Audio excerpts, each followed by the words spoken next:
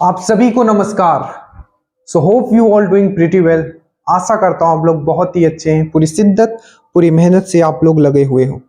So page 4 आज हम लोग डिस्कस करेंगे। हम फिर से वही कहेंगे, पेशेंसली चीज़ों को देखना है, क्योंकि जो भी ये वीडियोस होते हैं अराउंड 1 घंटे का होता है, तो जिसमें आप बहुत चीज़ सीखोगे और साइंस के लिए फिर आपको कहीं भटकना नहीं पड़ेगा, ये हमारा प्रॉमिस है।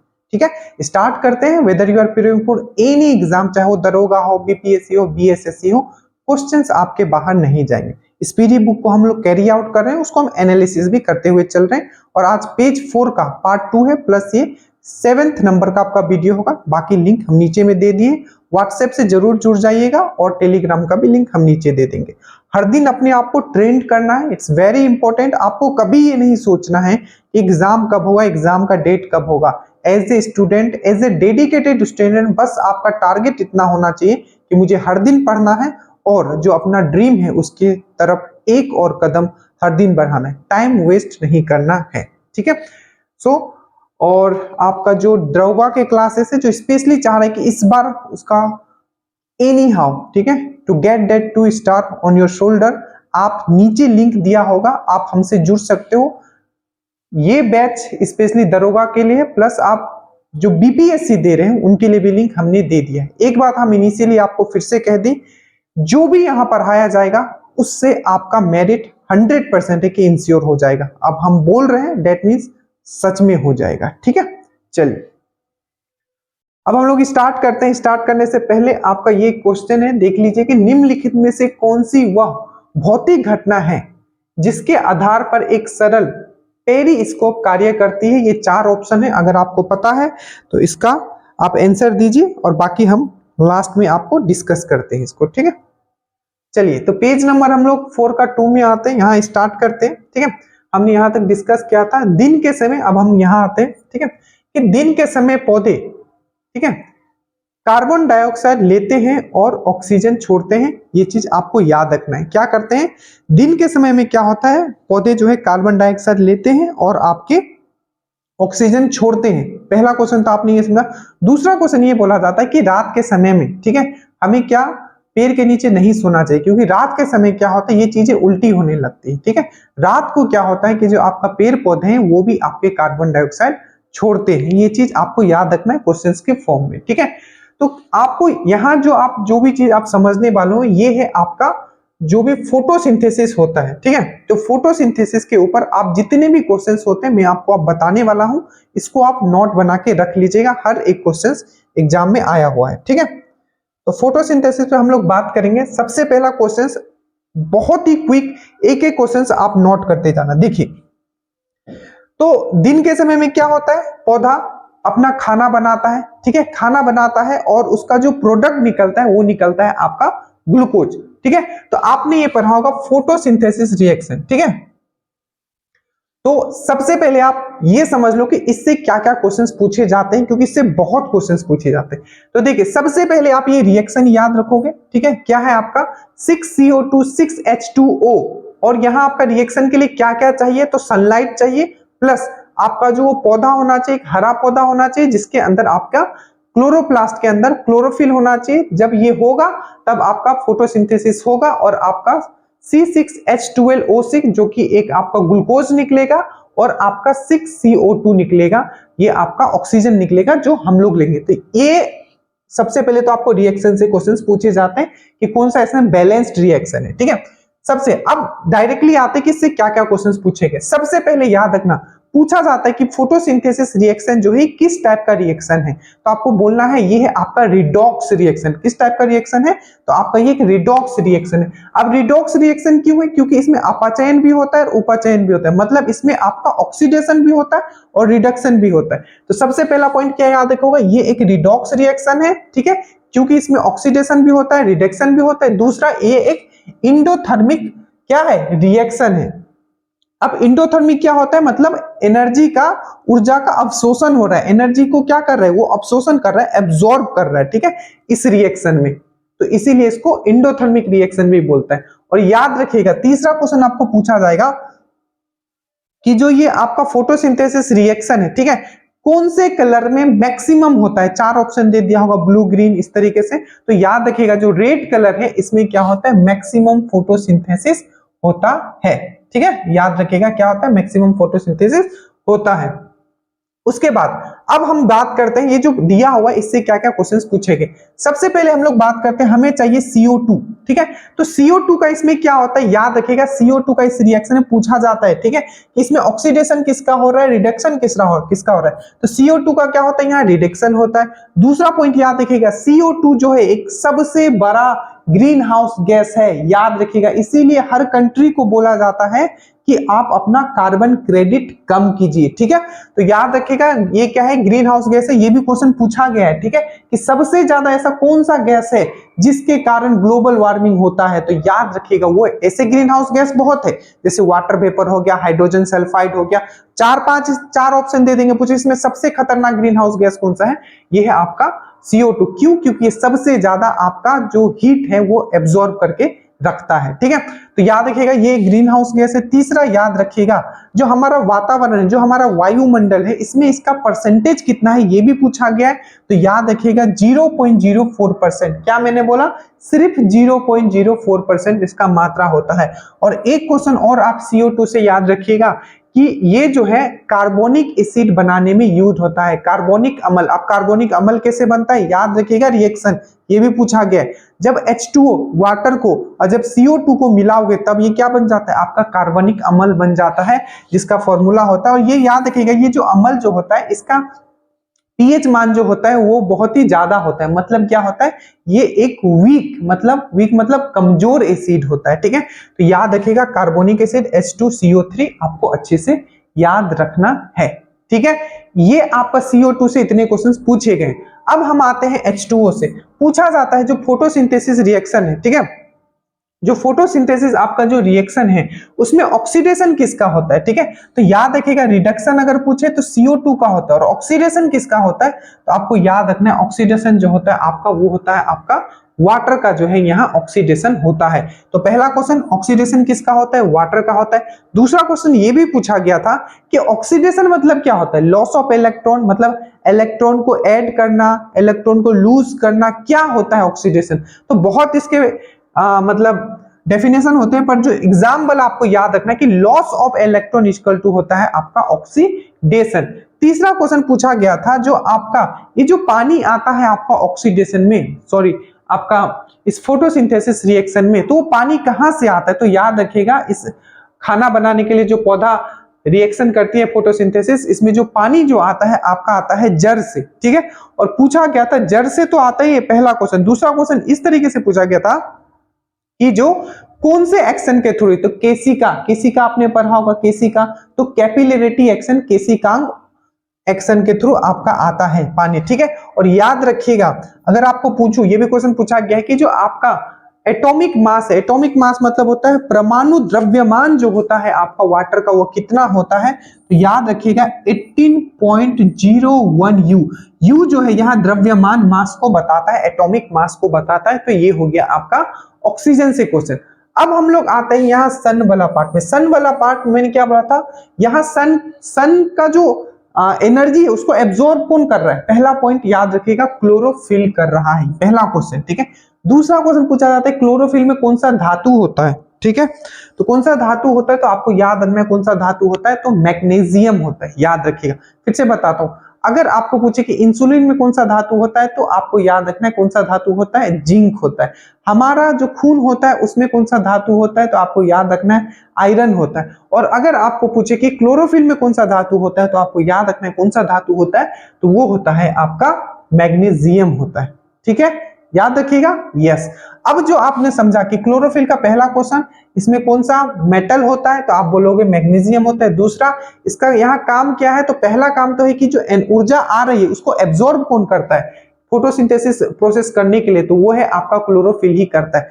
तीसरा क्वेश्चन, क्लोरोफिल जो होता है बेसिकली किसके अंदर होता है? तो ये होता है, आपने कोशिकांग पढ़ा होगा, याद रखिएगा प्लास्टिड कोशिकांग आपने पढ़ा होगा। और याद रखिएगा प्लास्टिड जो होता है सिर्फ पादप जगत में, मतलब पादप वाले कोशिका में मिलता है, सिर्फ प्लांट सेल में मिलता है प्लास्टिड, एनिमल सेल में नहीं मिलता है। तो प्लास्टिड के अंदर भी आपने पढ़ा होगा क्या, 3 तरीके का आपने पढ़ा होगा, मेरे साथ रिपीट करो। प्लास्टिड के अंदर कौन सा आपने पढ़ा, क्लोरोप्लास्ट पढ़ा, क्रोमोप्लास्ट पढ़ा और ल्यूकोप्लास्ट पढ़ा। तो उसमें जो क्लोरोप्लास्ट होता है उसी के अंदर एक पिगमेंट होता है जिसको हम लोग बोलते हैं क्या, क्लोरोफिल।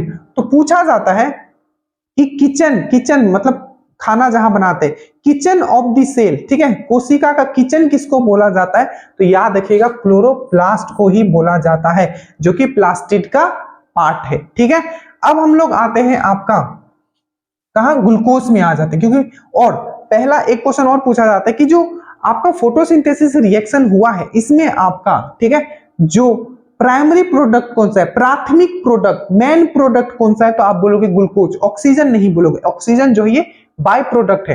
कोई भी अपना काम कर रहा है प्लांट, वो हमारे लिए नहीं कर रहा है, वो कर रहा है अपने लिए, खाना बना रहा है, बट उसके साथ क्या हो रहा है, ऑक्सीजन भी निकल जा रहा है जो हम लोग यूज करते हैं। तो प्राइमरी प्रोडक्ट बोलेगा तो कौन था आपका फोटोसिंथेसिस रिएक्शन में, तो आपको याद रखना है वो है आपका कौन, आपका ग्लूकोज। तो पहला क्वेश्चन ग्लूकोज से याद रखोगे, जो प्राइमरी प्रोडक्ट होता है, पूरा प्राथमिक प्रोडक्ट होता है आपका फोटोसिंथेसिस में, ठीक है, वो क्या होता है आपका, वो होता है आपका ग्लूकोज होता है। पहला क्वेश्चन याद रखोगे। दूसरा क्वेश्चन आपको याद रखना है, क्या याद रखना है कि जो आपका जो ये ग्लूकोज है, ग्लूकोज जो है ये एक आपका मोनोसेक्राइड है, याद रखिएगा। पहला क्वेश्चन मैंने क्या बोला, ये प्राइमरी प्रोडक्ट है। दूसरा क्वेश्चन आपको याद रखना है कि ये क्या है, एक मोनोसेक्राइड है, मोनोसेक्राइड कार्बोहाइड्रेट है। तीसरा क्वेश्चन, जो कार्बोहाइड्रेट का सबसे छोटा यूनिट होता है वो कौन है, आपका शुगर है, याद रखिएगा। और एक क्वेश्चन और पूछा था, जो एथलीट होते हैं, जो दौड़ते हैं, जैसे आप भी दरोगा का जब फिजिकल दोगे, ठीक है, तो आपको ग्लूकोज दिया जाएगा, तो पूछा जाता है जो एथलीट होते हैं उसको तुरंत एनर्जी देने के लिए क्या दिया जाता है, तो ग्लूकोज दिया जाता है। ये सब चीज आपको याद रखना है, ठीक है, याद रहेगा। और एक चीज और याद रखिएगा, जो कार्बोहाइड्रेट है, ये भी क्वेश्चन पूछा गया है कि जो कार्बोहाइड्रेट 1 ग्राम अगर कार्बोहाइड्रेट अगर आप यूज करते हो तो कितना आपको एनर्जी मिलेगा, तो 4.2 किलो कैलोरी आपको एनर्जी मिलता है, ठीक है, याद रखिएगा। और याद रखिएगा अगर यही क्वेश्चन पूछा गया कि ग्लूकोज को हम लोग फिर से अल्कोहल, पीने वाला अल्कोहल, जिसको हम लोग क्या बोलते हैं, आपको इथेनॉल बोलते हैं, तो उसमें कौन सा एंजाइम है जो इसको चेंज कर देगा, तो याद रखिएगा वो है आपका जाइमस एंजाइम, जो है आपको ग्लूकोज को फिर से कहां में, इथेनॉल में, पीने वाला इथेनॉल में चेंज कर देगा। और याद रखिएगा जितना भी एंजाइम्स में बोलता हूं, एंजाइम्स मतलब होता है प्रोटीन, ये भी क्वेश्चन पूछा गया है। और लास्ट में जो निकलता है, ये निकलता है आपका कार्बन डाइऑक्साइड। तो याद रखिएगा ऑक्सीजन, और ऑक्सीजन का डिस्कवर किसने किया था, तो आपको याद रखना है प्रिस्ले साहब ने किया था, और ये बाय प्रोडक्ट है, ठीक है। इतना क्वेश्चन एटलीस्ट आपको यहां अगर आप पढ़ रहे हो तो इस तरीके से पढ़ना है। फिर एक टॉपिक को करवाएंगे जिसमें इसी तरीके से आपका होगा, ठीक है। चलिए, ये समझाने वाला था इसलिए हमने समझा दिया, जहां डायरेक्ट क्वेश्चंस होगा हम वहां नहीं समझाएंगे, ठीक है, कुछ नया होगा तभी हम आपको समझा देंगे। जैसे कि हमने आपको एटमॉस्फेरिक लेयर के बारे में पढ़ाया था, ठीक है, तो वो वाला टॉपिक इंपॉर्टेंट था इसलिए हमने आपको करवा दिया, ठीक है। अब यहां देखिए, ये जो है आपका कि शोल्डर जो है, शोल्डर जिसको टंका आप बोलते हो, ठीक है, क्या बोलते हो, टंका। तो ये टंका जो होता है बेसिकली क्या से बनाता है, तो 2 क्वेश्चन पूछा जाता है। पहला तो आपको पूछा जाता है शोल्डर, तो शोल्डर का आपको याद रखना है क्या, लीड एंड टीन, ठीक है, लीड प्लस टीन, क्या याद रखोगे, लीड प्लस टीन। तो पहला क्वेश्चन। एक और क्वेश्चन पूछा जाता है, जो बेल होता है, बेल मेटल, बेल धातु जो होता है उसमें क्या क्या होता है, तो अगर आपको पूछे शोल्डर में क्या क्या होता है, तो लीड और टीन। और अगर आपको पूछे कि बेल में क्या होता है, BELL, कि बेल में क्या होता है, तो आपको याद रखिएगा बेल में जो होता है आपका कॉपर एंड टिन, ठीक है, तो ये दोनों आपको याद रखना है, ठीक है, तो ये चीज आप समझ गए हो, ठीक है। उसके बाद हम लोग आते हैं प्रेशर कुकर में खाना जल्दी क्यों बनता है। इस पे हमने बहुत बार बात किया है कि देखिए प्रेशर कुकर में क्या होता है, अगर आप प्रेशर कुकर नहीं दे, प्रेशर ऊपर से कोई चीज नहीं लगा, तो क्यों बोला जाता है कि जो खाना, अगर आपको गैस बचाना है तो आपको ढक्कन लगा के खाना बनाना चाहिए। क्यों, क्योंकि किसी भी चीज पे अगर आप प्रेशर देते हो तो उसका क्वथनांक जो होता है वो बढ़ जाता है, मतलब बॉइलिंग पॉइंट बढ़ जाता है, ठीक है, और खाना आपका इजीली पच जाता है। तो पहला क्वेश्चन याद रखिएगा, प्रेशर कुकर में खाना क्यों इजीली बन जाता है, तो इसका जो प्रेशर जो है वो आपका इंक्रीज हो जाता है, ठीक है। दूसरा क्वेश्चन पूछा जाता है क्योंकि जो हम लोग हिली एरिया में जाते हैं तो वहां खाना बनाना मुश्किल होता है, बट हम लोग जब सी लेवल में आ जाते हैं तो यहाँ खाना बनाना इजी हो जाता है। क्यों, क्यों हिली एरिया में डिफिकल्ट होता है और नीचे आते हैं सी लेवल में तो इजी हो जाता है? क्यों? क्योंकि जब हम लोग ऊपर जाते हैं, ठीक है, तो हमारा जो वायुमंडल जो दाब होता है वो कम हो जाता है, जो एटमॉस्फेरिक जो प्रेशर है वो कम हो जाता है, ठीक है। और एटमॉस्फेरिक प्रेशर क्या से नापते हैं? तो बैरोमीटर से नापते हैं, ये भी चीज याद रखिएगा, ठीक है। और बैरोमीटर का डिस्कवर किसने किया था? जल्दी से आप एक बार कमेंट कर दीजिएगा, हमने आपको पढ़ाया, ठीक है। तो ये चीज आप समझ गए कि इस सब का जो रीजन है, आपको क्वेश्चन पूछा जाएगा कि जब हिली एरिया में जाते हैं तो हमारा खाना बनाना क्यों मुश्किल हो जाता है? क्यों? आंसर क्या हो आपका? क्योंकि वायुमंडल दाब जो है वो कम हो जाता है। जब सी लेवल में आते हैं तो खाना बनाना क्यों हिली एरिया में क्यों डिफिकल्ट हो जाता है खाना बनाना? तो आप क्या बोलोगे? हमारा जो वायुमंडल दाब है, एटमॉस्फेरिक प्रेशर है वो कम हो जाता है, इसीलिए वहां मुश्किल होता है खाना बनाना। नीचे जब हम लोग सी लेवल में आते हैं तो खाना बनाना क्यों इजी हो जाता है? क्योंकि हमारा जो वायुमंडल दाब है वो क्या हो जाता है? बढ़ जाता है, ठीक है, नीचे आने से, इसीलिए हमारा खाना बनाना नीचे इजी होता है। तीसरा क्वेश्चन पूछा जाता है, जब लोग हिली एरिया में ऊपर चढ़ते हैं तो नाक से खून क्यों आने लगता है? क्योंकि जो हमारे बॉडी का प्रेशर होता है वो एटमॉस्फेरिक प्रेशर मतलब वातावरण के प्रेशर से ज्यादा हो जाता है, तो इसलिए खून बाहर आने लगता है। तो सिंपल कंसेप्ट याद रखोगे कि जैसे हम ऊपर जाते हैं तो हमारा वायुमंडल दाब जो होता है वो कम हो जाता है। और सेम रीजन होता है जैसे कि हम लोग एरोप्लेन में भी चढ़ते हैं तो हमारा जो पेन जो ले जाते हैं, पेन का इंक निकल जाना या नाक से खून आ जाना, ये सब का रीजन है कि आपका वायु जितना ऊपर जाएगा आपका वायुमंडल दाब कम जाएगा। ये 3-4 क्वेश्चन पूछते हैं, सबका आंसर एक ही है। उसके बाद हम लोग आते हैं प्रेशर का। अगर मैं बात करूं मतलब दाब का बात करूं तो याद रखिएगा प्रेशर जो है आपका, ठीक है, प्रेशर का फॉर्मूला क्या होता है? प्रेशर इक्वल टू होता है फोर्स बाय एरिया, मतलब बल बाय क्षेत्रफल।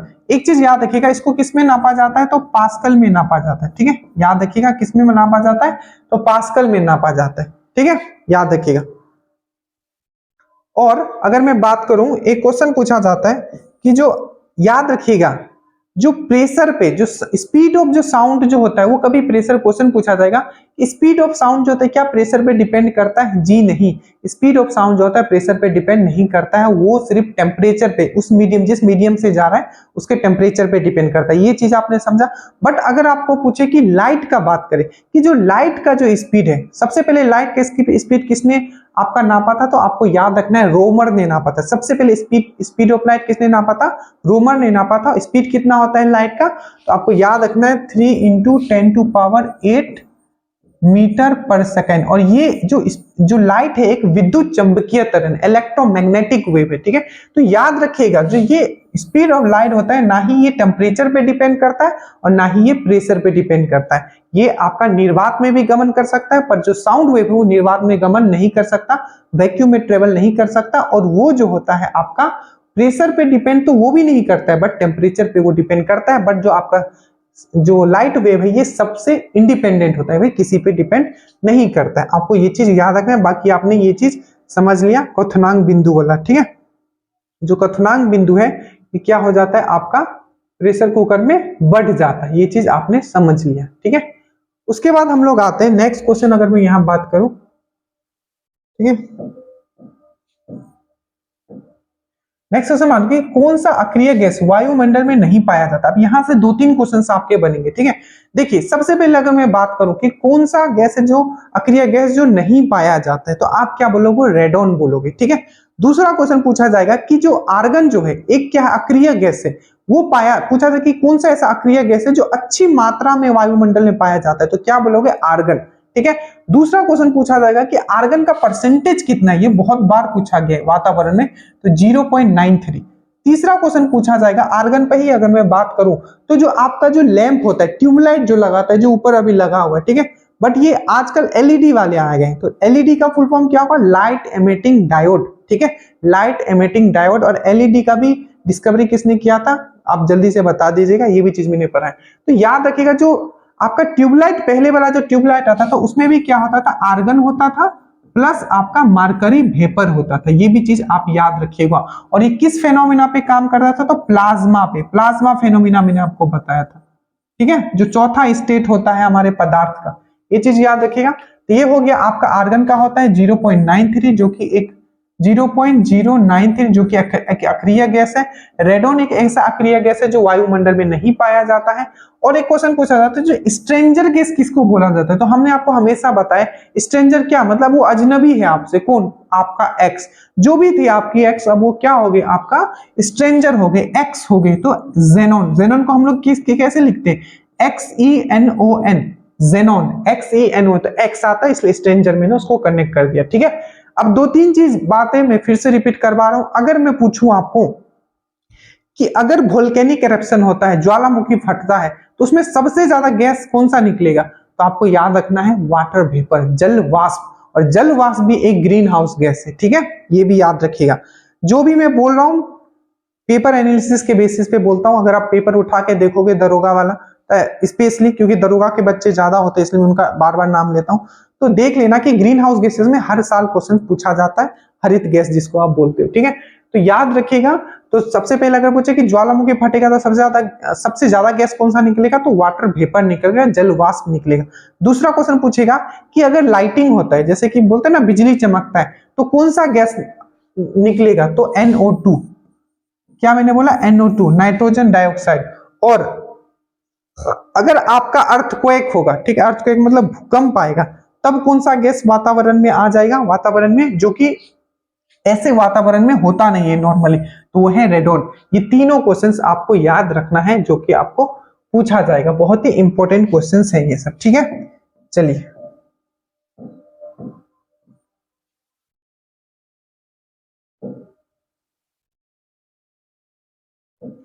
देखिए, जो भी क्वेश्चंस बता रहा हूं सब आए हुए क्वेश्चन। ठीक है, पृथ्वी की ओजोन परत, ठीक है, प्राणियों के लिए उपयोगी है। देखिए, सबसे पहले आप ओजोन का बात करते हैं। क्यों? हमने आपको क्या समझाया था? चलिए ओजोन से बात करते हैं। ठीक है, ओजोन से जो जो क्वेश्चन पूछे, सबसे पहले यहाँ बात हो रहा है ओजोन का। ओजोन में बोला क्यों इंपॉर्टेंट है? क्यों? क्योंकि जो आपका अल्ट्रा वायलेट रेज होता है, ठीक है, जो आपका पैरावैग्निक किरण होते हैं, अगर वो सीधा धरती पे आ जाएंगे तो क्या हो जाएगा? आपको स्किन कैंसर के चांसेस होते हैं। तो पहला आपको क्या है कि यह उन्हें सूर्य की अत्यधिक पैरावैग्निक किरण से बचाती है। तो पहला ओजोन से आपने ये समझा कि ओजोन क्या है? हमारा एक ऐसा एक चादर सा बिछा हुआ है, ठीक है, जो हमें पैरावैग्निक किरण से बचाता है। पहला तो आपने ये सुना। दूसरा क्वेश्चन आपको पूछा जाता है, क्या पूछा जाता है कि जो ओजोन जो है एटमॉस्फेरिक लेयर की किस लेयर में है? ठीक है, तो आपको याद रखना है समताप मंडल, डेट मीन्स आपको याद रखना है स्ट्रेटोस्फेयर। और स्ट्रेटोस्फेयर से मैंने क्या बताया था आपको पहले? तो जो ओजोन का जो लेयर है, जिसको हम लोग O3 से दिखाते हैं, ठीक है, याद रखिएगा O3 से दिखाते हैं, तो ये भी याद रखिएगा। और ओजोन हमें क्या से बताता है? पैरावैग्निक किरण से बचाता है। और ओजोन कहाँ मिलता है? तो समताप, दैट मींस स्ट्रेटोस्फेयर में मिलता है। और मैंने आपको ये भी बताया था कि जो एरोप्लेन उड़ता है वो भी आपका स्ट्रेटोस्फेयर के निचले वाले लेयर में उड़ता है, वो भी चीज आपको याद रखना है। तीसरा मैंने आपको ओजोन से बताया था कि ओजोन का जो गंध होता है वो क्या होता है कि जो मछली होता है, सड़ा हुआ मछली या जो अंडा की तरह जो सड़ा हुआ अंडा, उसका जैसा इसका क्या होता है? आपका सेंट होता है। सेम क्वेश्चन एक पूछा जाता है कि ऑप्शन इस तरीके से दिया हुआ कि सड़ा हुआ अंडा की तरह किसका सेंट होता है, किसका स्मेल होता है, तो उसमें एक और ऑप्शन आपको देगा। अगर ओजोन नहीं है, मेनली आपको ओजोन भी हो सकता है, ओजोन नहीं होगा तो हाइड्रोजन सल्फाइड श्योर है। ये क्वेश्चन पूछा गया है, बहुत बार पूछा गया है कि सड़ा हुआ अंडा का जो स्मेल होता है किसका होता है। एक तो आप ओजोन याद रखोगे, अगर वो उसके साथ साथ आपको हाइड्रोजन सल्फाइड भी आपको याद रखना है। ठीक है, अगर मैं ओजोन का बात करूं तो बोला जाता है कि मॉन्ट्रियल प्रोटोकॉल जो कि कनाडा में हुआ था, कब हुआ था? तो 16 सितंबर 1987 में हुआ था। तो पूछा जाता है कि जो मॉन्ट्रियल प्रोटोकॉल था क्या से रिलेटेड था? तो आपको बोलना है ओजोन से रिलेटेड था, ओजोन के संरक्षण से रिलेटेड था। ठीक है, क्या है आपका? 16 सितंबर 1987। इसीलिए 16 सितंबर को हम लोग क्या मनाते हैं? ओजोन संरक्षण दिवस मनाते हैं। सब पूछा हुआ क्वेश्चन है। और एक और जो पूछा हुआ क्वेश्चन है जो कि मैं आपको बता देता हूं, पूछा गया था कि सबसे पहले किसने जो आपका जो ओजोन है उसको देखा था। मेनली आपको ये समझ लो कि किसने सबसे पहले ओजोन का डिस्कवर किया था, या पूछेगा कि ओजोन को देखा था, तो आपको याद रखना है उसका, उनका नाम याद रखना है, रिटर, RYTER। ये भी क्वेश्चन आपका पूछा गया है। एक क्वेश्चन और पूछा जाता है, वो क्या पूछा जाता है कि जो इंफ्रारेड है, ठीक है, ये आपने पैरावैग्निक किरण, जो IR होता है, इंफ्रारेड जो होता है, ठीक है, जो इंफ्रारेड होता है, पूछा जाता है ऐसा कौन सा वेव है, ऐसा कौन सा तरंग है, ठीक है, जिसका यूज, ठीक है, हमारा जो दर्द है, हमारा पेन है, ठीक है, उसको ठीक करने में किया जाता है। तो याद रखिएगा, आपको याद रखना है इंफ्रारेड, कौन सा, इंफ्रारेड जो होता है उसको यूज किया जाता है आपका पेन को ठीक करने के लिए। और इसी इंफ्रारेड को किसके लिए यूज किया, जो भी आपका बोन में पेन हो, हड्डी में दर्द होगा ना, इसका आप यूज कर सकते हो। और इसका ही यूज हम लोग एक चीज और में करते हैं, जो क्वेश्चन पूछा जाता है वो है आपका रिमोट में। तो रिमोट में कौन सा रेज यूज होता है, कौन सा वेव, तो इंफ्रारेड रेज यूज होता है। और आपका जो दर्द हो जाता है हड्डियों में, उसके लिए ठीक करने में कौन सा, तो इंफ्रारेड रेज यूज होता है। ये जो इंफ्रारेड में बार बार बोल रहा हूं ना, जितना भी हीटिंग सब्सटेंस है, जहां से हीट निकल रहा है, उसमें आपका अगर कोई रेज निकलेगा तो वो निकलेगा आपका इंफ्रारेड रेज, निकलेगा ही निकलेगा। ये भी क्वेश्चन पूछा गया कि हीटिंग वाले से कौन सा निकलता है, तो इंफ्रारेड रेज निकलता है। ठीक है, यहां से समझ में आया। उसके बाद हम लोग आते हैं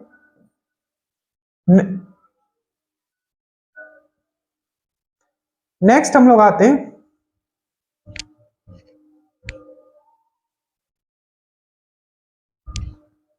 चलिए नेक्स्ट हम लोग आते हैं, वो है हमारा कि जो एडल्ट पर्सन, जो वयस्क पर्सन है, ठीक है, उनके अंदर, यहां आ जाइए, ठीक है, यह वयस्क मानव में रुधिर की रचना किसके द्वारा होती है। इसमें हमने आपको बहुत सारे क्वेश्चंस करवाए, जल्दी से एक बार रिपीट करते हैं। ठीक है, तो देखिए अगर आपको पूछे कि जो जनरली, देखिए सबसे पहले आप ये समझो, जो हमारा ब्लड है, ब्लड की स्टडी को हम लोग क्या बोलते हैं, हेमेटोलॉजी। क्या बोलते हैं, हेमेटोलॉजी, याद रखिएगा। दूसरा, जो ब्लड है ये दो भाग में डिवाइडेड किए, एक है आपका, देखिए ब्लड को अगर मैं बोलूं, ठीक है, तो दो भागों में डिवाइड, एक है आपका, देखो मैं क्वेश्चंस पे ही बात करूंगा, ठीक है, यहाँ टाइम पास करने नहीं आए, ना ही मैं आपका टाइम वेस्ट करने के लिए आया, ठीक है। और ये जो टाइम निकाल के दिया जा रहा है बहुत कीमती दिया जा रहा है, तो आप इसको समझो, ठीक है। एक होता है प्लाज्मा और एक होता है आपका ब्लड सेल्स, ठीक है, रक्त कोशिकाएं। देखिए तो जो आपका जो ब्लड है, जिसके स्टार्टिंग को हम लोग हेमेटोलॉजी बोलते हैं, ठीक है, तो ये जो प्लाज्मा का पार्ट होता है ये होता है आपका 55%, और जो आपका जो ब्लड सेल मतलब रक्त कोशिकाएं होती है, इसका जो पार्ट होता है 40%, 45%। तो देखिए अब पहला क्वेश्चन पूछेगा कि ये दो कौन भागों में बटा हुआ है, तो याद रखिएगा एक होता है प्लाज्मा, एक होता है आपका ब्लड सेल्स। दूसरा क्वेश्चन आपको पूछा जाता है कि ऐसा ब्लड का कौन सा भाग है जो हमारे बॉडी से जो गंदगी है, जो वेस्ट है, वो निकालती है, तो क्या बोलोगे, प्लाज्मा। ठीक है, तीसरा क्वेश्चन मैं पूछूंगा कि ये है क्वेश्चन कि जो प्लाज्मा में कितना परसेंट पानी होता है, तो याद रखिएगा 90 से लेकर 92% तक जो होता है इसमें पानी होता है। ये तीनों क्वेश्चंस पूछे गए, ठीक है। एक क्वेश्चन में और आपको बताता हूं, ठीक है, जो बहुत ही इंपॉर्टेंट है। हम लोग सब जानते हैं कि ब्लड की स्टडी को हम लोग हेमेटोलॉजी बोलते हैं। क्या बोलते हैं, हेमेटोलॉजी बोलते हैं। प्लाज्मा में 90% वाटर होता है, ठीक है। बट पूछा जाता है जो हमारा एंटीबॉडीज है, ठीक है, क्या मैंने बोला, जो हमारा एंटीजेन है, ठीक है, एंटीजेन है और एंटीबॉडीज है, ठीक है, उसके स्टडी को हम लोग क्या बोलते हैं, तो याद रखिएगा सेरोलॉजी। बोला जाएगा कि एंटीजेन की स्टडी को क्या बोलते हैं, तो सेरोलॉजी। ठीक है, यहां तक कितना आप समझ गए ये क्वेश्चन। अब और क्वेश्चंस पे आते हैं जो ब्लड से पूछा गया। अब बोलेगा ब्लड बनता कहां है, ठीक है, तो ब्लड जो बनता है आपको याद रखना है लॉन्ग बोन मैरो। आपको वहां ब्लड दिया हो या आपको रेड ब्लड सेल दिया हो, दोनों में जो आपको आंसर मारना है वो मारना है आपका बोन मैरो, जिसको हम लोग बोलते हैं अस्थि मज्जा, लॉन्ग बोन मैरो। तो कहां बनता है ब्लड, अगर पूछे आरबीसी दिया हो या आपको सिंपली ब्लड दिया हो, तो आपको बोलना है अस्थि मज्जा में बनता है। दूसरा आपको पूछा जाएगा जो आपका जो ब्लड है, ब्लड में जो आरबीसी है वो मरता कहां है, ठीक है, उस पूछा जाता है कि ब्लड आरबीसी का कब्रिस्तान किसको बोला जाता है, तो आपको याद रखना है स्प्लीन को बोला जाता है। ठीक है, किसको बोला जाता है, स्प्लीन को बोला जाता है, स्प्लीहा को बोला जाता है। तीसरा क्वेश्चन आपको बोला जाएगा कि ब्लड बैंक, हमारे बॉडी का ब्लड बैंक किसको बोला जाता है, तो वो भी बोलोगे स्प्लीहा। जल्दी से मैं फिर से बताता हूं, अगर आपको पूछे ब्लड कहां बनता है, तो आपको बोलोगे अस्थि मज्जा में। अगर आरबीसी कहां बनता है, अस्थि मज्जा में। आरबीसी का कब्रिस्तान किसको बोला जाता है, तो स्प्लीहा को या स्प्लीन को बोला जाता है। और ब्लड बैंक किसको बोला जाता है हमारे बॉडी का, तो स्प्लीन को। एक और क्वेश्चन स्प्लीहा से याद रखिएगा, पूछा जाता है जब मलेरिया होता है, मलेरिया किससे होता है, पैरासाइट से, परजीवी से होता है। याद रखिएगा ये प्रोटोजोन डिजीज है, याद रखिएगा। और मलेरिया से मैं बार बार आपको एक चीज याद करवाता हूं, अगर आपको याद हो कि जो मलेरिया जो है, ठीक है, मलेरिया का जो परजीवी है, ठीक है, उसका खोज किसने किया था, तो याद रखिएगा मैंने बार बार आपको करवाया, हमेशा ये दो चीज में आप कंफ्यूज होते हो। मलेरिया का परजीवी अगर मैं बोलूं, ठीक है, पैरासाइट बोलूं तो रोनाल्ड रोज नाम याद है क्या मैंने बोला, रोनाल्ड रोज। बट अगर मैं बोलूं कि टीबी का बैक्टीरिया का किसने खोज किया था, तो रॉबर्ट कोच। रोनाल्ड रोज, रॉबर्ट कोच, ठीक है। ये बैक्टीरिया है, ये पैरासाइट है, याद रखिएगा, ठीक है। चलिए, तो याद रखिएगा, पूछा जाता है जो मलेरिया जो होता है उसमें कौन सा भाग आपका जो प्रभावित होता है, तो वो होता है आपका स्प्लीन ही होता है। बाकी मैंने आपको बहुत बार ये आरबीसी के बारे में करवा दिया, तो उस पर नहीं जाएंगे, फिर कभी करवा दूंगा। एक क्वेश्चन और याद रखिएगा, जो आपका जो ब्लड होता है उसमें कितना लीटर नॉर्मली ह्यूमन में होता है, अगर आप एडल्ट हो, का वयस्क हो, तो 5 से 6 लीटर जो होता है आपका ब्लड होता है, ठीक है। चमगादड़ अंधेरे में, ठीक है, चमगादड़ जो होता है अंधेरे में भी क्या होता है आपका, देख पाता है, ठीक है। क्या क्या लिखा है, चमगादड़ अंधेरे में भी उड़ सकता है, क्यों? देखिए क्या होता है, जब वो अंधेरा में उड़ता है तो क्या होता है, आगे अपना क्या होता है, अल्ट्रासाउनिक वेव छोड़ता है। अगर कुछ आगे उसका है, ठीक है, तो जब वेव छोड़ेगा तो जब टकरा के वापस आता है तो उसको पता चल जाता है कि आगे कुछ है।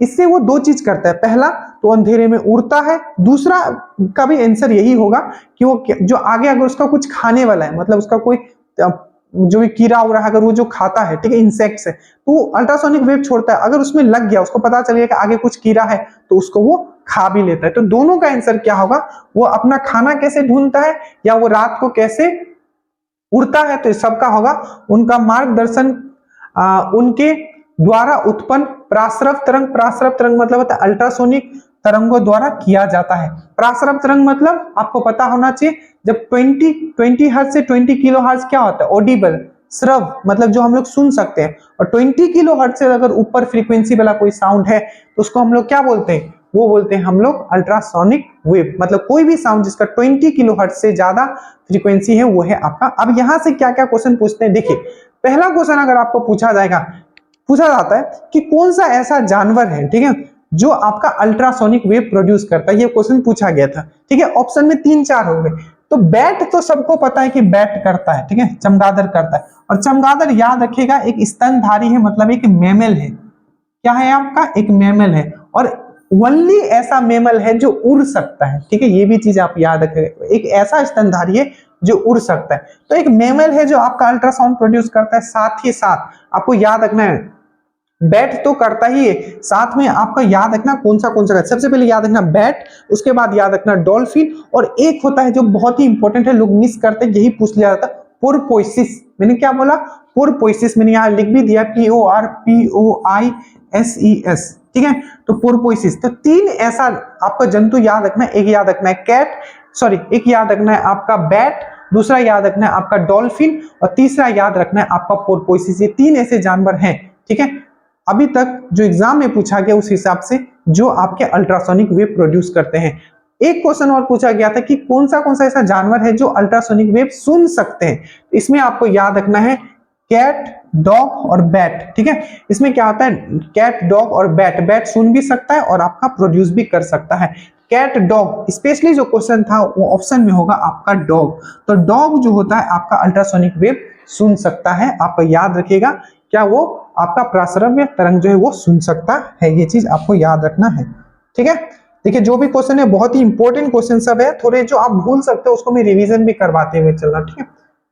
अब यहाँ आइए, यहाँ पूछा गया है कि गर्भाशय में कौन सी पेशी पाई जाती है, तो ये लिखना आरेखित। अब डायरेक्टली याद रखो कि आरेखित गर्भाशय मतलब यूट्रस, यूट्रस में कौन सा मसल पाया जाता है, आपको याद रखना है। इसको ड्रॉन मसल भी बोलता है और इंग्लिश में, और इसको बाकी हिंदी में आरेखित मसल बोलता है। एग्जैक्टली इसका हिंदी मुझे नहीं मिला, बाकी आप बताइएगा। आरेखित मसल, और जो मैंने गूगल किया था तो ड्रॉन मसल बोल, मुझे याद है इसका आरेखित आपको मारना है, याद रखिएगा, ठीक है।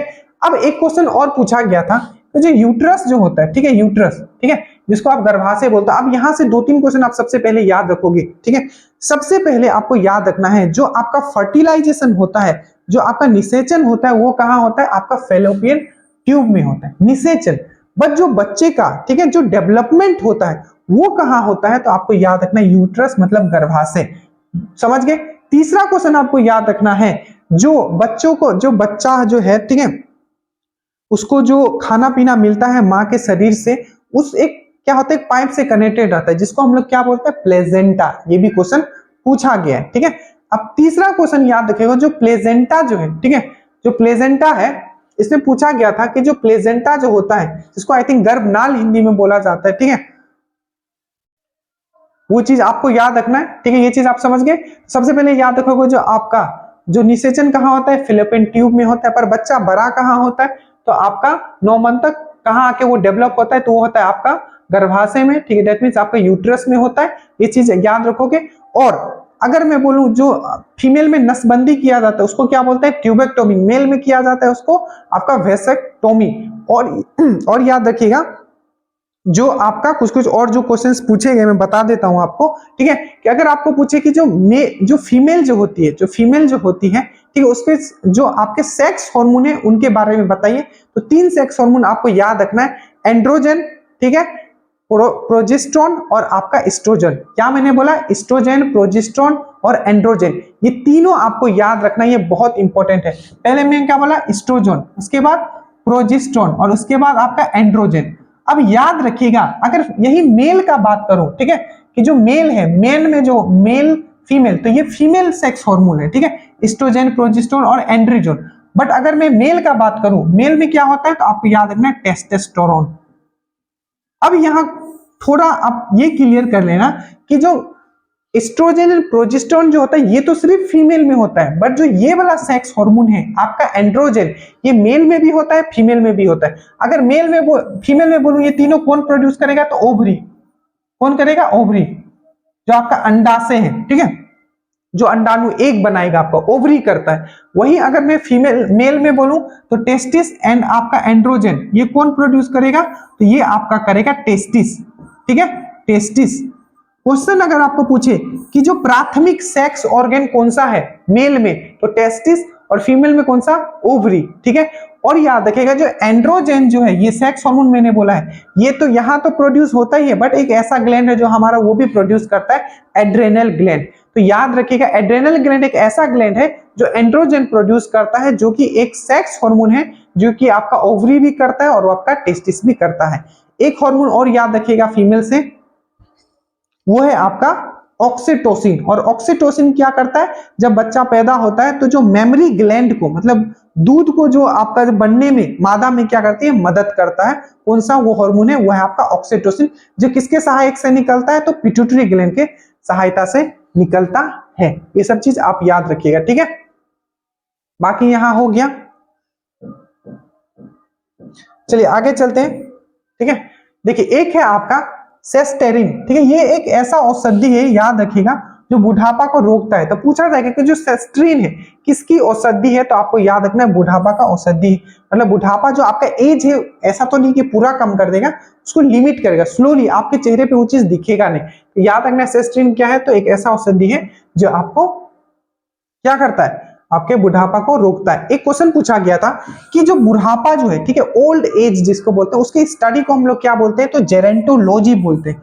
क्या बोलते हैं, जेरेंटोलॉजी। याद रखिएगा study of old age, gerontology, GERENTOLOGY, gerontology, याद रखिएगा। और एक क्वेश्चन पूछा जाता है कि कौन सा ऐसा ग्लैंड है, ठीक है, कि जैसे जैसे हम बुजुर्ग होते हैं वो हमारे बॉडी से खत्म हो जाए। कौन सा ऐसा ग्रंथि है जो जैसे जैसे हम बुजुर्ग होंगे हमारे बॉडी से वो क्या हो जाएगा, खत्म हो जाएगा।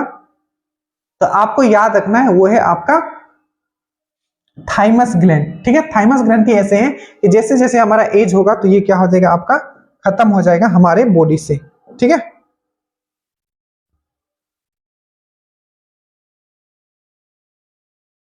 चलिए नेक्स्ट क्वेश्चन है, आप देख रहे होंगे कि पूछा गया है कि सूर्य जो है, ठीक है, सूर्य के प्रकाश को संकेंद्रित मतलब फोकस करने के लिए किसका उपयोग किया जाता है, सबको पता है, यह आपका उत्तल लेंस, कॉन्वेक्स लेंस का यूज किया जाता है। याद रखिएगा कॉन्वेक्स लेंस, ठीक है। याद रखिएगा अगर आपको हाइपरमेट्रोपिया हो जाता है, ठीक है, दूरदृष्टि दोष हो जाता है, तो आप कौन सा लेंस यूज करोगे, आपका कॉन्वेक्स लेंस यूज करोगे, याद रखिएगा। और जो हमारा आंख में कौन सा लेंस होता है, तो याद रखिएगा जो ह्यूमन आई होता है उसमें भी कौन सा लेंस होता है, तो ये कॉन्वेक्स लेंस होता है, ठीक है। ह्यूमन आई से मैं हमेशा क्वेश्चंस आपको करवाता हूं, जल्दी जल्दी से रिपीट करते हैं। सबसे पहले क्या याद रखोगे, ह्यूमन आई का जो डॉक्टर होता है उसको क्या बोलते हैं हम लोग, ऑप्थोमोलॉजिस्ट, ठीक है, क्या बोलते हैं, ऑप्थोमोलॉजिस्ट। दूसरा, आंख का कौन सा ऐसा पार्ट है जो हम लोग डोनेट करते हैं, बोलते हैं ना आंख दान करना है, तो कौन सा पार्ट करोगे, कॉर्निया। दूसरा क्वेश्चन हो गया। तीसरा क्वेश्चन, जो हमारा सबसे आगे वाला जो भाग होता है, जो पारदर्शी जो ट्रांसपेरेंट भाग होता है आंख का आगे वाला, वो कौन सा है, आपका कॉर्निया। तीसरा क्वेश्चन हो गया। चौथा क्वेश्चन याद रखोगे, जो हमारा इमेज कहाँ बनता है हमारी आंखों पे, तो क्या बोलोगे, रेटिना। कहाँ बनता है हमारा, रेटिना। पूछा जाता है कि जो रेटिना जो है, ठीक है, जो हमारा आंख है उसका कौन सा ऐसा भाग है जो कैमरे की फिल्म की तरह काम करती है, तो याद रखिएगा रेटिना। और हमारा जो आंख पे जो इमेज बनता है वो कैसा बनता है, वो बनता है आपका वास्तविक एंड उल्टा, that means real and inverted बनता है। ये चीज आपको याद रखना है। और एक क्वेश्चन बनता है, ठीक है, कि जो लाइट जो जाता है हमारी आंखों में उसको कंट्रोल कौन करता है, तो देखिए यहां याद रखिएगा करता है प्यूपिल, ठीक है। ये देखो इसमें थोड़ा असमंजस में मत पड़ना, ठीक है। अगर आपको बोले कि आंख में जो लाइट है, ठीक है, जो इंटर करता है, ठीक है, उसको कंट्रोल करता तो प्यूपिल, बट कितना जाएगा, इंटेंसिटी कितना ज्यादा होगा उसका, वो कौन कंट्रोल करता है, तो आइरिस। और एक क्वेश्चन बनता है, क्या बनता है कि हमारा कलर जो आई का जो कलर होता है किस पे डिपेंड करता है, तो आइरिस पे करता है। याद रखना, क्वेश्चन भूलना नहीं है, ठीक है। चलिए, विद्युत ऊर्जा को यांत्रिक ऊर्जा में बदलता है, कौन बदलता है, तो आपको याद रखना विद्युत ऊर्जा को यांत्रिक ऊर्जा में, मतलब इलेक्ट्रिकल एनर्जी को मैकेनिकल एनर्जी में कौन कन्वर्ट करता है, तो आपको याद रखना है कौन करता है, आपका जनरेटर, ठीक है। कौन करता है आपका विद्युत ऊर्जा को, यहां बोले ओके, यहां बोले विद्युत ऊर्जा, इलेक्ट्रिकल एनर्जी को मैकेनिकल एनर्जी में कौन करता है, तो आपको याद रखना है विद्युत मोटर करता है। यही बोले कि आपका मैकेनिकल एनर्जी को इलेक्ट्रिकल एनर्जी, मतलब यांत्रिक ऊर्जा को विद्युत ऊर्जा में कौन करता है, तो आपका इलेक्ट्रिक जनरेटर। हमेशा आप दो चीज जो बताओ दोस्तों, अगर बोले कि आपने पढ़ा होगा फराडे लॉ, ठीक है, अब देखो फ्लेमिंग का रूल आपने पढ़ा होगा, क्या मैंने बोला, फ्लेमिंग का रूल, तो पूछेगा फ्लेमिंग राइट हैंड रूल, ठीक है, क्लास 12 में पढ़े होगे। ये किससे रिलेटेड है, तो याद रखना इलेक्ट्रिक जनरेटर से रिलेटेड है, फ्लेमिंग राइट हैंड रूल। और अगर मैं बोलूंगा फ्लेमिंग लेफ्ट हैंड रूल किससे रिलेटेड है, फ्लेमिंग लेफ्ट हैंड रूल किससे रिलेटेड है, तो आपको याद रखना इलेक्ट्रिक मोटर से रिलेटेड है, ठीक है। ये चीज आपको याद रखना है, ठीक है। उसके बाद में अगर मैं बोलूं कि अगर आपको एसी से डीसी कन्वर्ट करना है, ठीक है, एसी से डीसी कन्वर्ट, देखो सब क्वेश्चंस में करवा दे रहा हूं, ठीक है, क्वेश्चंस नए नहीं रहेंगे। एसी से अगर डीसी करना है तो क्या करोगे आप यूज करोगे एसी से डीसी में आप यूज करोगे रेक्टिफायर। क्या यूज करोगे, रेक्टिफायर। और अगर मुझे डीसी से फिर से एसी करना है तो क्या यूज करोगे, आप इन्वर्टर करोगे, ठीक है। और अगर वोल्टेज अप डाउन अगर करना है, वोल्टेज कम करना है ज्यादा करना है, तो क्या यूज करोगे, आप यूज करोगे ट्रांसफार्मर। और ट्रांसफार्मर वोल्टेज अप डाउन क्या, सिर्फ एसी वोल्टेज के लिए करोगे। एक और क्वेश्चन पूछा जाता है कि अगर मुझे करंट को, ठीक है, एक डायरेक्शन में ही भेजना है, मतलब उसे कभी वापस नहीं लाना है, एक डायरेक्शन मतलब वन डायरेक्शन हो, इधर से जा रहा है इधर से आना नहीं, तो कौन सा डिवाइस यूज करोगे, डायोड यूज करोगे, ठीक है। याद रखना ये सब क्वेश्चंस आए हुए, ठीक है। चलो इसके आगे आता है डायोड वाला भी याद रखना कि क्या होता है, वो वन डायरेक्शनल करंट को क्या करता है, वो अलाउ करता है, मतलब एक डायरेक्शन में करंट को अलाउ करता है, कौन, आपका डायोड, ठीक है। अब यहां आ जाइए, ये है आपका कि खाद्य संसाधन तथा संचयन, ये भी क्वेश्चन बहुत बार रिपीट हुआ है, द्वार कौन सा पोषक तत्व अधिकांश, ठीक है, रूप से प्रभावित है। देखो जब भी कोई चीज हम लोग प्रिजर्व करके रखते हैं, ठीक है, कोई भी चीज प्रिजर्व करके रखते हैं तो उसमें जो सबसे ज्यादा हानि होता है, मान लीजिए कोई सब्जी उसको बहुत दिन तक के लिए हम लोग रख ली, इसलिए बोलता है ना ताजा सब्जी खाना चाहिए। क्यों भाई, क्यों ताजा, क्योंकि ताजा खाओगे, फ्रिज में रखने से ताजा नहीं रहता है, ठीक है। तो आपका अधिकांश रूप से जो प्रभावित होता है वो आपको याद रखना है, वो होता है आपका विटामिन। अब याद रखना विटामिन जो वर्ड है बेसिकली किसके द्वारा सबसे विटामिन का डिस्कवर, ऐसे विटामिन का अलग अलग लोगों ने डिस्कवर किया, बट सिर्फ विटामिन आए तो याद रखना विटामिन का डिस्कवर किसने किया, आपका फंक ने किया। दूसरा क्वेश्चन याद रखिएगा, विटामिन से आंसर में दिया होगा कि विटामिन इतना किलो कैलोरी प्रोड्यूस करता है, 1 ग्राम खाओगे, तो ये सब कुछ नहीं। विटामिन जो है कोई भी एनर्जी प्रोड्यूस नहीं करता है, कार्बोहाइड्रेट करता है 4.2 किलो कैलोरी। अगर 1 ग्राम अगर आप क्या खाओगे, कार्बोहाइड्रेट खाओगे, और वही 1 ग्राम अगर आप फैट खाओगे तो कितना आएगा, 9.2 किलो कैलोरी। तो याद रखिएगा जो सबसे ज्यादा एनर्जी जो प्रोड्यूस करता है वो फैट करता है, वसा करता है, ठीक है, ग्लिसरॉल करता है। बट हमें क्या है कि फैट हमारा सेहत के लिए, क्योंकि उससे कोलेस्ट्रॉल भी इंक्रीज होता है नहीं के लिए।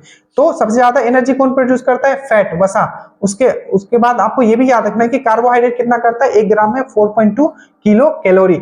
याद रखिएगा अगर मैं विटामिन का बात करता हूं तो 2 ऐसे विटामिन है जो हमारे बॉडी में बनते, एक है आपका क्या, विटामिन डी, और दूसरा है आपका विटामिन के। तो विटामिन डी तो हमारा स्किन में बनता है, ठीक है, आपको पता है। इसको हम लोग और एक नाम से जानते हैं, क्या? Sunshine vitamin. क्या? सनसाइन विटामिन के नाम से जानते हैं। एक और क्वेश्चन यहां से और बनता है कि कौन सा ऐसा विटामिन है जिसको हम लोग हार्मोन भी बोलते हैं, तो क्या बोलोगे? विटामिन डी, ठीक है। और विटामिन के कौन बनाता है? तो हमारा जो आंत होता है उसमें एक बैक्टीरिया होता है, याद रखना, पूछा जाएगा। जो हमारा आंत होता है उसमें एक बैक्टीरिया होता है जो हमारा विटामिन के बनाता है। उस बैक्टीरिया का नाम क्या है? ई कोली। पूरा नाम नहीं याद रखोगे तो चलेगा, ई कोली, COLY, COLI, ई कोली।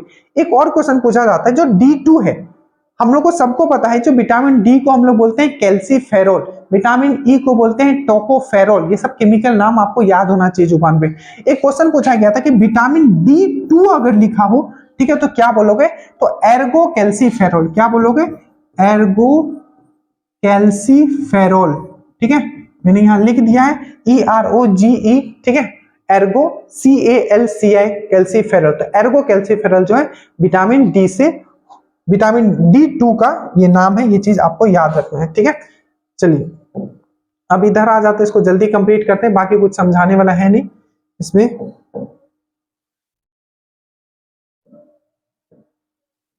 चलिए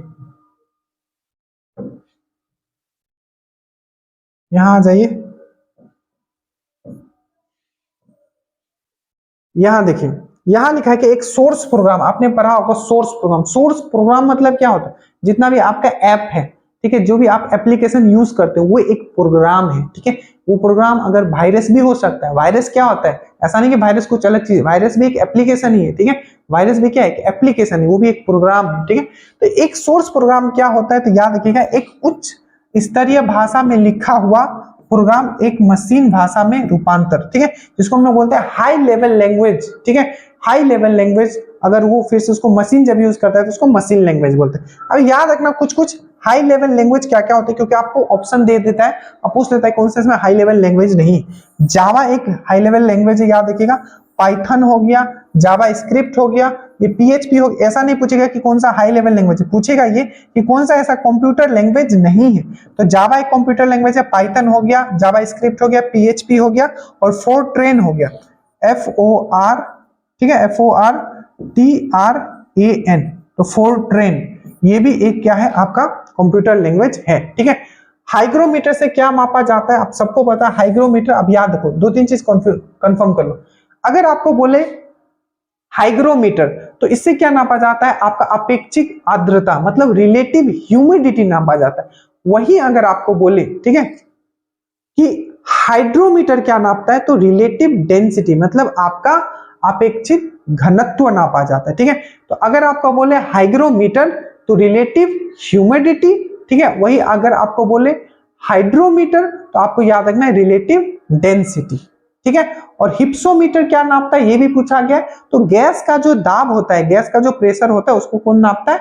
आपका हिप्सोमीटर नापता है, ठीक है। ये चीज आप याद रखोगे। दो तीन चीज एक्स्ट्रा बता देता हूं ताकि, ठीक है, क्योंकि वो सब आए हुए क्वेश्चंस रहते हैं, ठीक।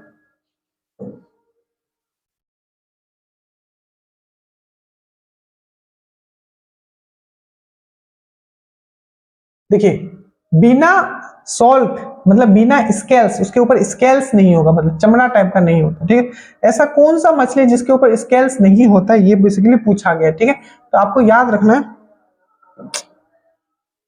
कौन सा है, तो आपको याद रखना है कैटल फिश, ठीक है, कैटल, कैट फिश, ठीक है, कैट फिश, सॉरी। याद रखना cat fish and dog fish जो है, ठीक है, कैट फिश हो गया, डॉग फिश हो गया, एंजलर फिश हो गया, ठीक है। या आपको बोले सी हॉर्स, याद रखना दरियाई घोड़ा।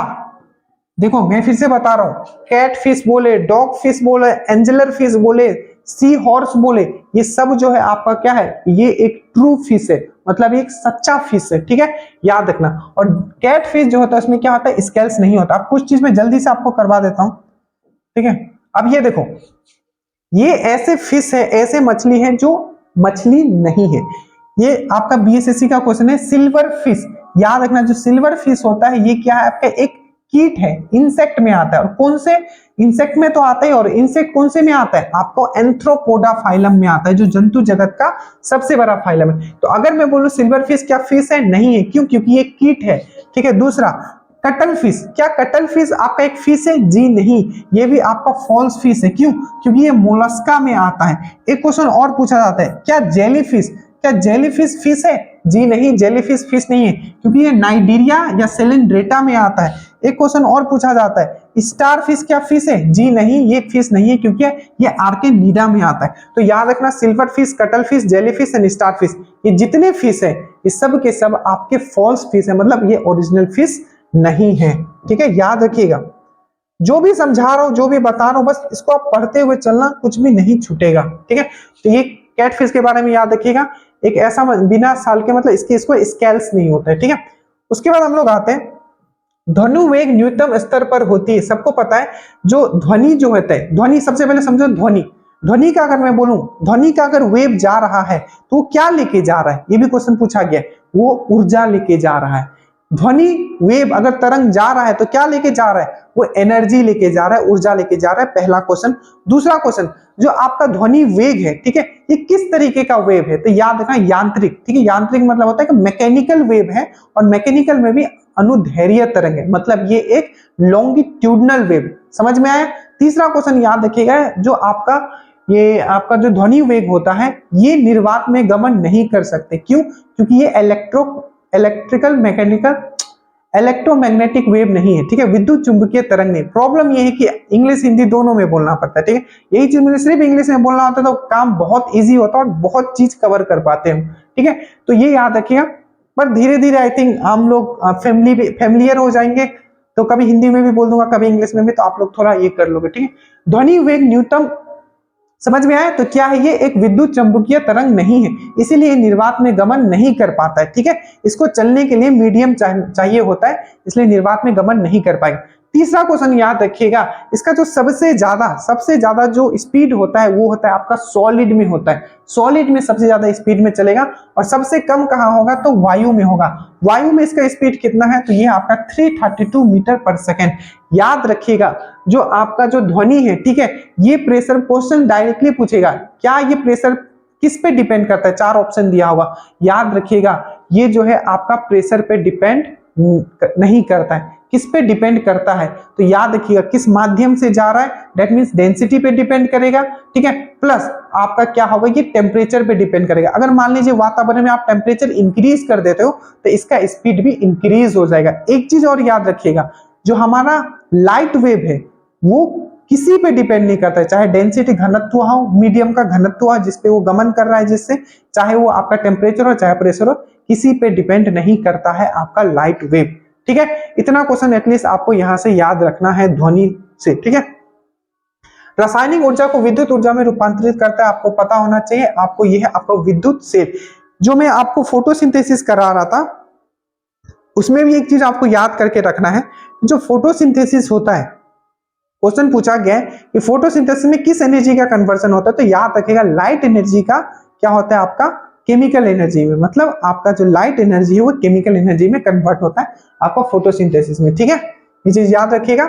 उसके बाद है आपका कि कॉफी में सबसे महत्वपूर्ण उत्तेजक, जो मेन चीज होता है कॉफी में, ठीक है, जो मेन चीज होता है कॉफी में, उसमें क्या होता है? तो कॉफी में जो होता है ये है कि कॉफी में सबसे महत्वपूर्ण उत्तेजक कैफीन होता है। ठीक है, तो उसी तरीके से जो चाय है, ठीक है, उसमें क्या होता है? तो आपको याद रखना है, थीन होता है। ठीक है, जो उसमें क्या होता है जिससे हमें ताजगी फील होती है, तो याद रखना, कैफीन में जो होता है, कॉफी में कैफीन होता है, और चाय में आपका थीन होता है, टोबैको में आपका निकोटीन होता है। ठीक है, ये चीज आपको याद रखना।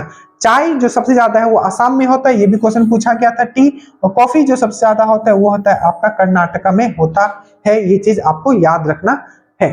ठीक है,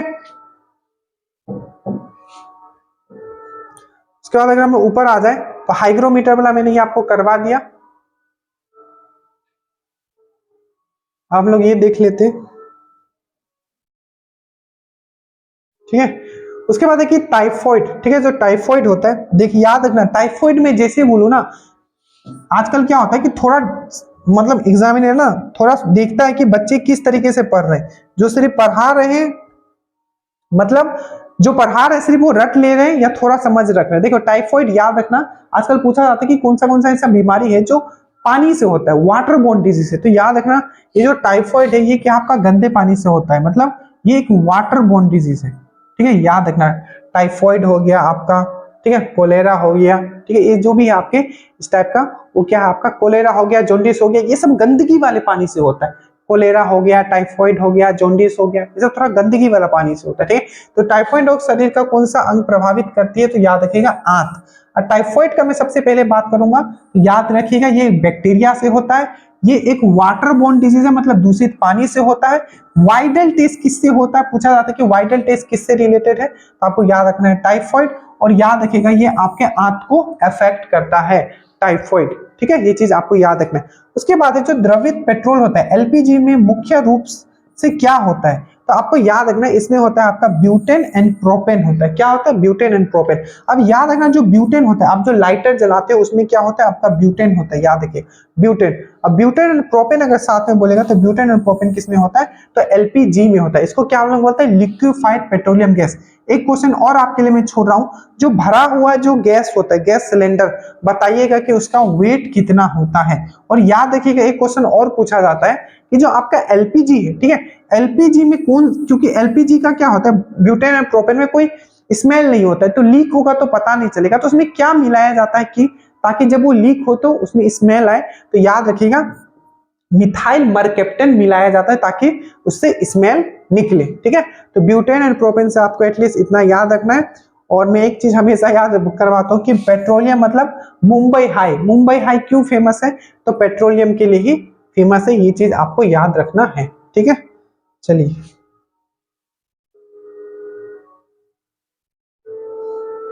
इसको थोड़ा नीचे कर लेंगे ताकि अब खत्म ही कर दे इसको।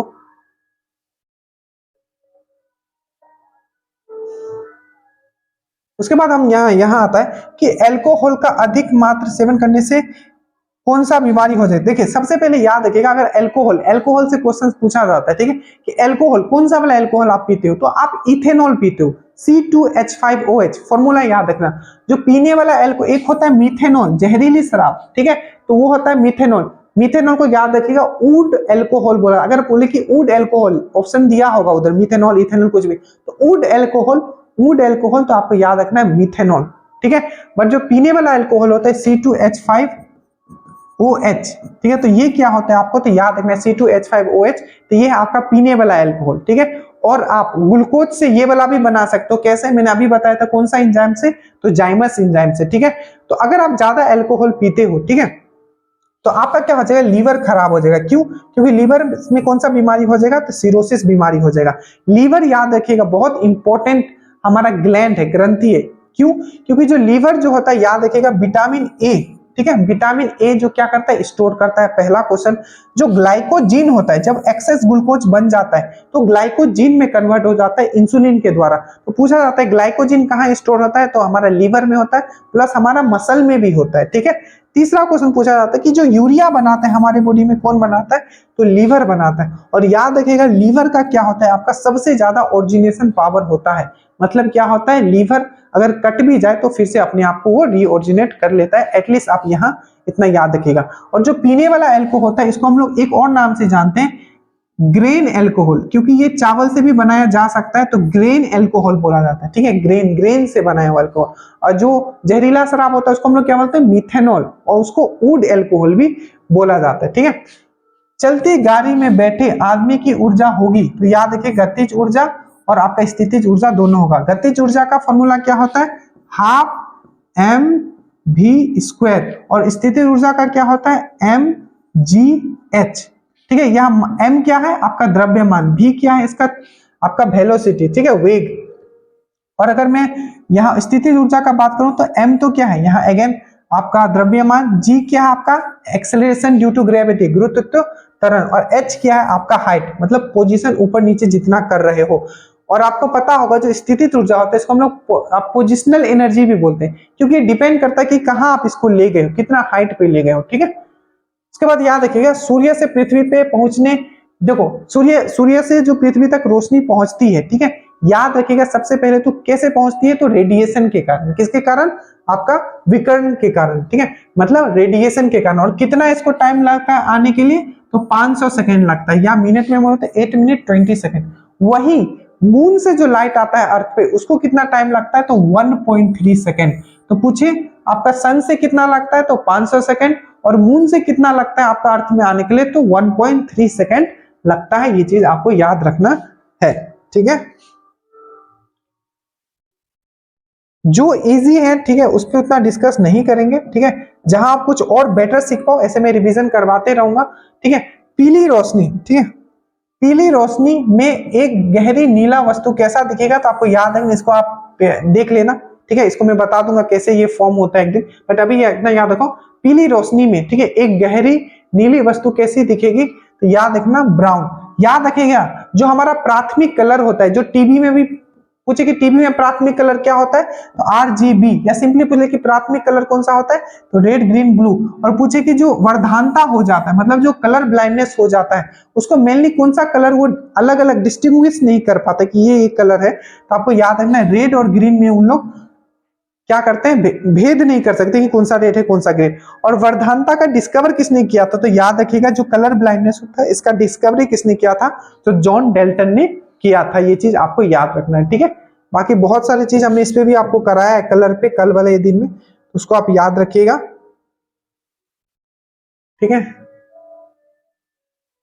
इसको कर लेते हैं, बस इतना बचा हुआ है आपका।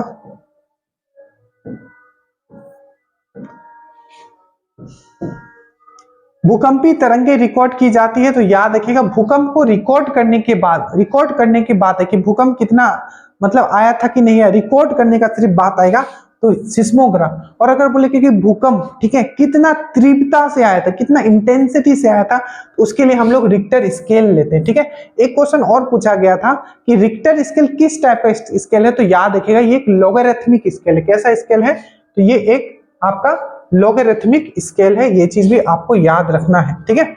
उसके बाद है प्रदूषित जल पीने के पश्चात आप भली भांति किस लक्षण का विकास होगा, मतलब अगर आप पीते हो, मैंने अभी बताया था, तो टाइफाइड आपको हो सकता है, क्योंकि ऑप्शन से आपको पता चल जाएगा, क्योंकि जो टाइफाइड बीमारी है वो क्या होता है आपका गंदगी वाले पानी से हो जाती है। तो सबसे पहले याद रखना टाइफाइड के बारे में, तो खैर मैंने बता दिया, इसमें वाइडल टेस्ट किया जाता है। वाइडल टेस्ट किससे रिलेटेड है, तो टाइफाइड से, गंदगी पानी से ये फैलता है, दैट मींस वाटरबोर्न डिजीज है।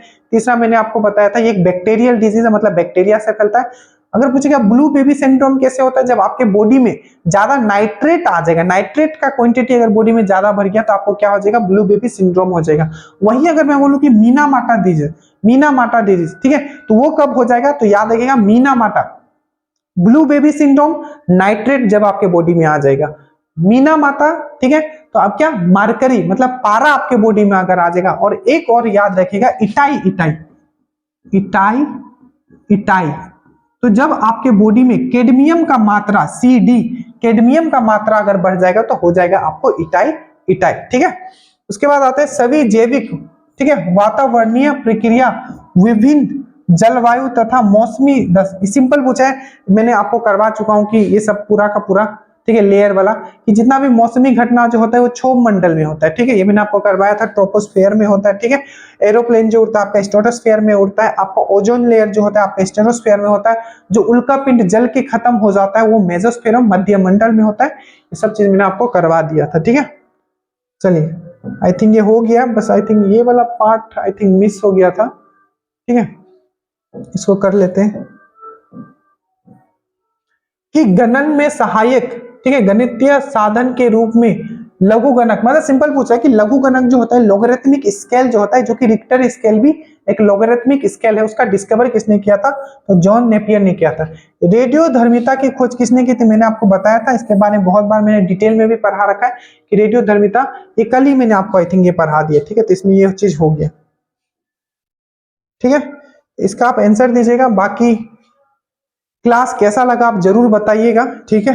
आई थिंक हर दिन तो 1 घंटा आपके लिए निकल ही जाता है, पर हम अपने तरीके से पूरा बेस्ट दे रहे हैं। नीचे लिंक है, अभी भी अगर दरोगा वाले बैचेस से नहीं जुड़े आप जुड़ सकते हो। मैं फिर से वही बोलता हूँ, यहाँ सिर्फ सिलेक्शन आपको दिलाया जाएगा, ये हमारा प्रॉमिस है। बाकी ये क्लासेस कैसे लग रहे हैं आप जरूर बताइए, ताकि यूट्यूब पे भी मैं कंटिन्यू रहूं। जय हिंद।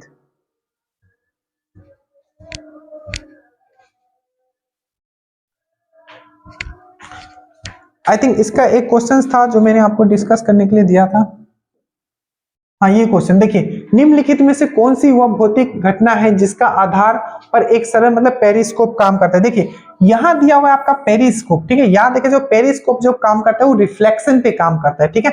मतलब प्रकाश का क्या होगा, प्रवर्तन पे। प्रवर्तन मतलब होता है आपका रिफ्लेक्शन, अपवर्तन मतलब होता है आपका रिफ्रैक्शन, और प्रकाश का पूर्ण आंतरिक कोण जो ये होता है आपका, ये प्रकीर्णन मतलब होता है स्कैटरिंग, और प्रकाश का पूर्ण आंतरिक ये होता है टोटल इंटरनल रिफ्लेक्शन। देखो दो क्वेश्चन यहाँ पूछा जाता है। पेरिस्कोप अगर बोले तो याद रखिएगा पेरिस्कोप क्या होता है, ये सी में यूज किया जाता है। पनडुब्बी जो होता है ना, पनडुब्बी नीचे होता है पानी के अंदर और इसका ये बाहर निकला हुआ होता है, पनडुब्बी के अंदर आदमी लोग पूरा देख रहे हैं, उसको हम लोग पेरिस्कोप बोलते हैं। तो ये जो आपका रिफ्लेक्शन पे बेस्ड होता है, ठीक है। और एक होता है आपका इंडोस्कोपी, ठीक है। याद रखना ये पेरिस्कोप है। एक होता है कि इंडोस्कोपी किया जाता है जो हमारे बॉडी के अंदर देखा जाता है, तो वो किससे किया, उसका उसमें कौन सा फेनोमेना होता है, तो इंडोस्कोपी हो गया, मिराज हो गया, मृग तृष्णा जिसको बोलते हो वो हो गया, या इंडोस्कोपी हो गया, उसमें आपका टोटल इंटरनल रिफ्लेक्शन, इसको मैं बहुत डिटेल में भी करवा चुका हूं।